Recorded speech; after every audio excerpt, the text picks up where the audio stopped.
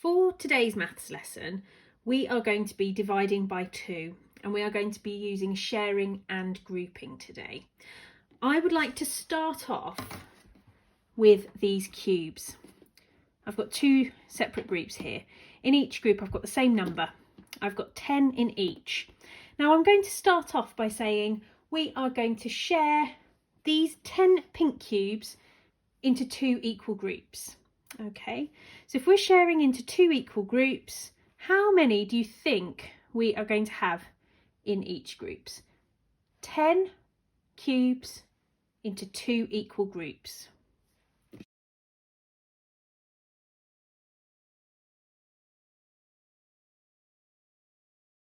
Okay, we have got 10 cubes, we've shared them into 2 equal groups, we have 5 in each group. Now with these ones, I would like to group these into groups of 2. How many groups of 2 do you think we will have in these blue cubes? Again, there's 10. We're going to share them into groups of 2. They look quite different, don't they? 10 into 2 equal groups. There are 5 in each group. 10 into groups of 2, and there are 5 groups. So what's the same about these and what is different? When we write this out, we would say we've got 10 shared into 2 equal groups and 10 grouped into groups of 2.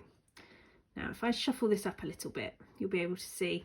We're going to write this as a number sentence here. 10 shared into 2 equal groups equals how many in each group? 5. Now let's look at this one. 10 into groups of 2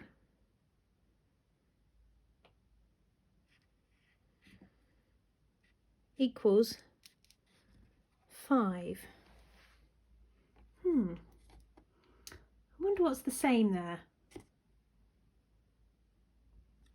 We've got the same answer, haven't we? We've gone about it in different ways, but essentially we've got the same information, just represented in a different format.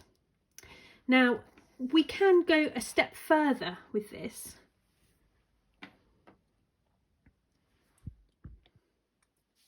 So the number sentence that we have just looked at, 10 divided by 2 equals 5. Whether that is sharing it into 2 equal groups or into groups of 2, it gives us this number sentence. Now in maths, remember we've talked before about fact families and how if we know one fact, we often can find another fact out for free without doing any hard work. Now I wonder what would happen if I swapped these 2 numbers around.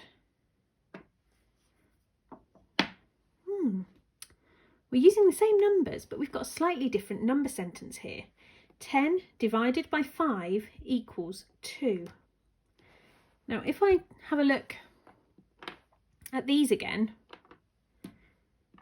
I have my 10 cubes and I have separated them into 5 equal groups, and there are 2 in each group.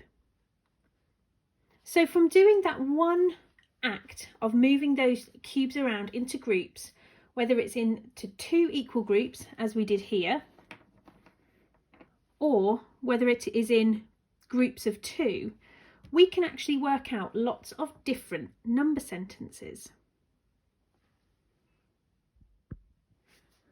Now let's take a look at these purple cubes that I've got here. Let's count them first of all.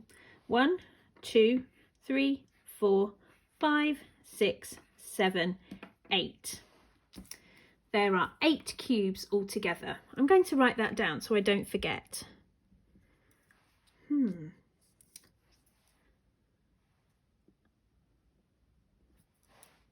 When we're using division, the number that we've got altogether goes at the beginning of that number sentence, because that's the number we have as a whole number at the beginning before we've started. There are 8 altogether, so that's what we're going to write in here. Now I am going to divide them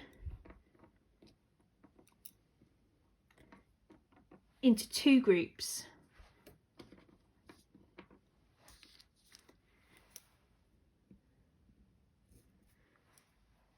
There are how many groups? 2 groups. And that equals how many in each group? Let's count together. 1, 2, 3, 4. There are 8 cubes altogether.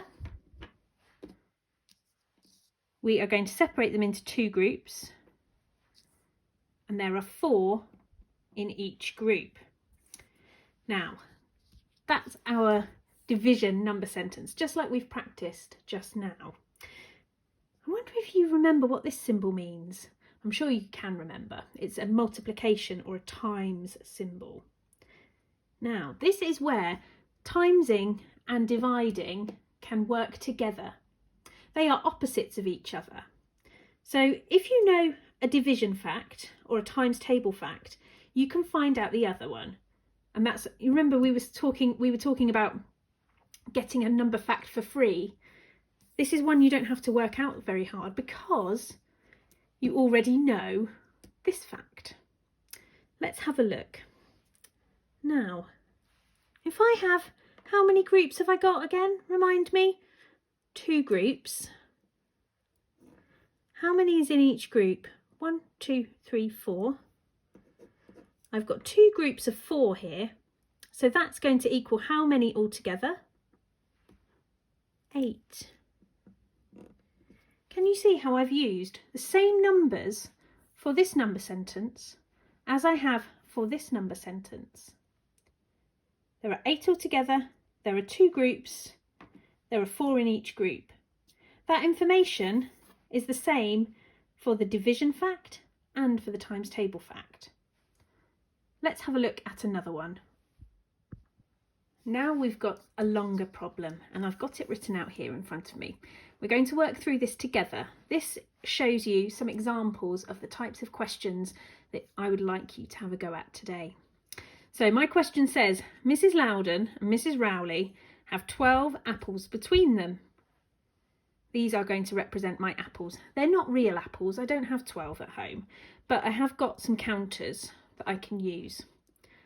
They have 12 apples between them. They share them equally.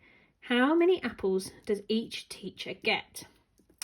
So let's have a think about this. This is blank. We might need to write some numbers in here. 12 apples altogether. Now, that one altogether, 12 apples. That's the number that we always write first as our division sum. Okay, 12 apples between them. They share them equally. Now, if Mrs. Loudon is having some and Mrs. Rowley is having some, that looks to me like 2 equal groups. So I'm going to write that in now so I don't forget. Okay, let's share out these apples.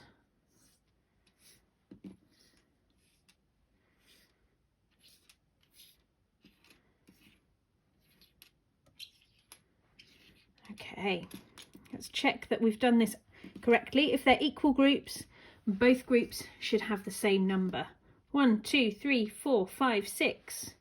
1, 2, 3, 4, 5, 6. Perfect. Okay, how many are in each group? We just counted them up and there were 6 in each group. Okay, I'm going to write this down here.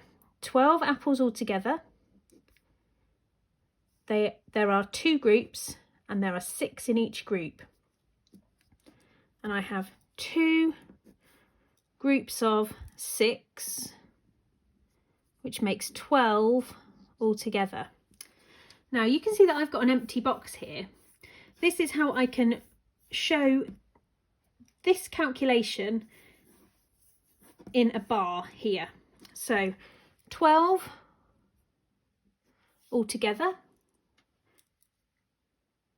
and I have 2 equal groups, and I have 6 in each group. And that shows us that 2 6s make 12.